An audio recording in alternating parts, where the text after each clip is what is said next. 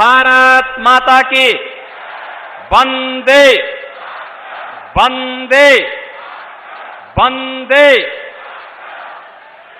बहनों और भाइयों, देश की इस पौराणिक और ऐतिहासिक नगरी अलीगढ़ में देश के यशस्वी प्रधानमंत्री और दुनिया के सबसे लोकप्रिय राजनेता आदरणीय श्री नरेंद्र मोदी जी हम सब के बीच में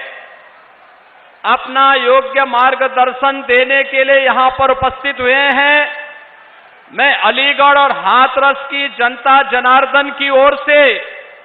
आदरणीय प्रधानमंत्री जी का हृदय से स्वागत करता हूं, अभिनंदन करता हूं। मंच पर उपस्थित प्रदेश सरकार के मेरे सहयोगी मंत्रीगण श्री असीम अरुण जी, श्री संदीप सिंह जी, हमारे लोकप्रिय प्रत्याशी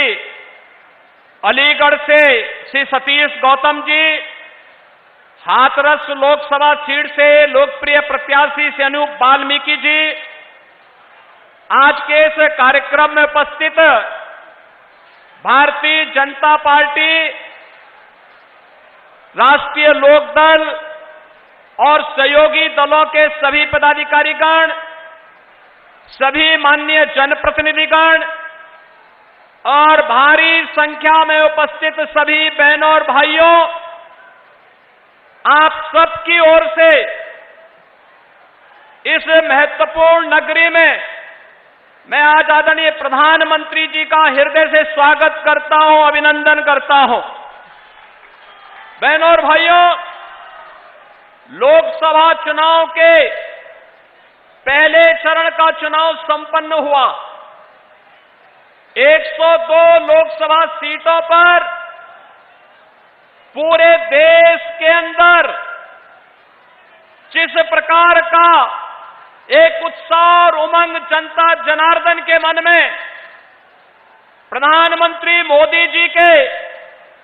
10 वर्ष के कार्यों को ध्यान में रख करके जनता जनार्दन का जो आशीर्वाद प्राप्त हो रहा है,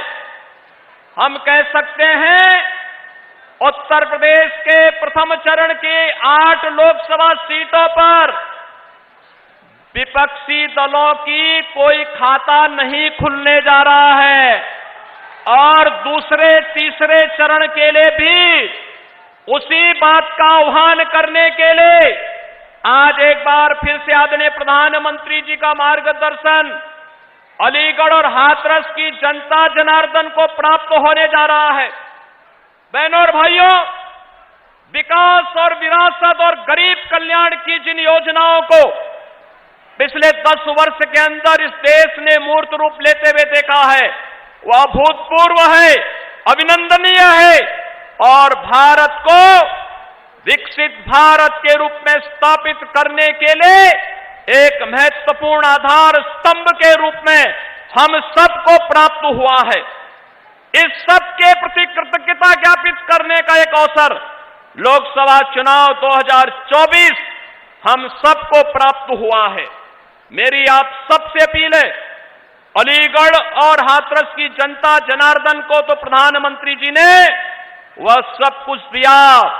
जो यहां की जनता जनार्दन की दशकों से मांग थी, दशकों से मांग थी। जो लोग कभी इस बात के लिए नहीं सोचते थे कि यहां पर भी इस प्रकार के कार्य हो पाएंगे, उन सभी लोगों की अपेक्षाओं पर खरा उतरते हुए याद करिए, महान स्वतंत्रता संग्राम सेनानी राजा महेंद्र प्रताप सिंह के नाम पर विश्वविद्यालय की स्थापना के लिए आदरणीय प्रधानमंत्री जी स्वयं आए थे। अब विश्वविद्यालय बनकर के तैयार होकर के सत्र भी प्रारंभ कर चुका है। डिफेंस कॉरिडोर इसी अलीगढ़ को प्राप्त हुआ है। और बहनों और भाइयों, आपने अयोध्या देखी होगी, रामनवमी के अंदर भगवान राम का सूर्य तिलक 500 वर्षों का इंतजार समाप्त करने और इस अद्भुत अलौकिक अवसर का आप सबको आनंद और गौरव प्रदान करने वाले आदरणीय प्रधानमंत्री जी हम सबके सामने हैं, पास में वर्तमान में खड़े हैं। और मैं इस अवसर पर आप सबसे अपील करूंगा, बहनों और भाइयों,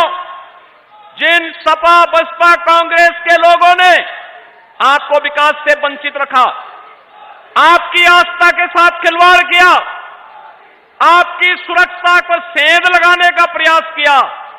अब अवसर आ गया है चुनाव के माध्यम से उनकी किस्मत पर अलीगढ़ का ताला लगा करके तीसरी बार प्रधानमंत्री मोदी जी को